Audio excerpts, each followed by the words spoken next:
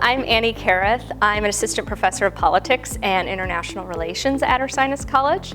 And this year we are celebrating the 100th anniversary of the 19th Amendment, which granted women the right to vote. The right to vote is the foundation of any democracy.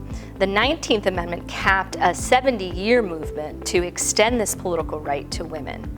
And the story is so much more complex than many realize. Women's rights actually emerged well before the passage of the amendment. In some states in the Mountain West, women had the right to vote in state elections as early as the 1890s. Karreth McConaughey, a political scientist at Princeton, looked at state-level evidence and found that suffrage came in waves, at times when suffragists allied themselves with important political actors, like politicians that needed their vote to win or stay in office, or interest groups like farmers who were trying to advance causes other than women's rights, but needed more political support.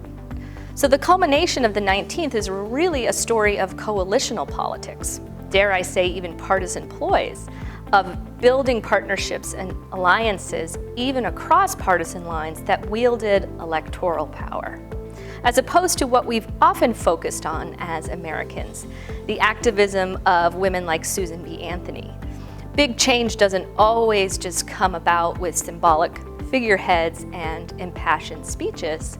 In fact, many people today have illustrated the problems with putting too much emphasis on people like Susan B. Anthony. What this does is ignore the key contributions that Black women made to the voting rights movement and how Black women were ultimately excluded, along with Latina women, from the movement itself. So who we see as our heroes for women's equality really matter. I always suggest reading Sojourner Truth's Ain't I a Woman to celebrate the 19th Amendment, as she really understood and then articulated why coalitions are necessary to achieving political equality and weakening the foundation of white male privilege in this country. Now, the suffrage movement is alive today. Some states have undermined the 1965 Voting Rights Act, that landmark bill that prohibits racial discrimination in voting.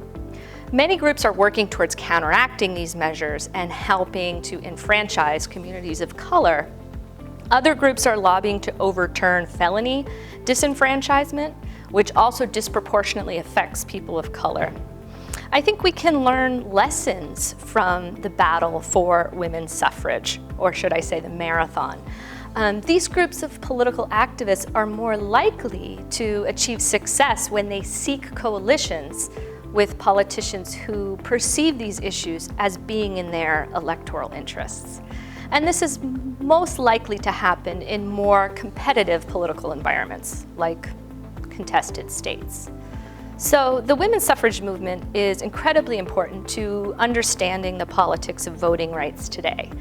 As political scientist Karreth McConaughey has said, the suffrage movement should not just be relegated to some facet of women's history. It's a part of our democratic evolution, and it's entirely relevant to contemporary politics in the United States.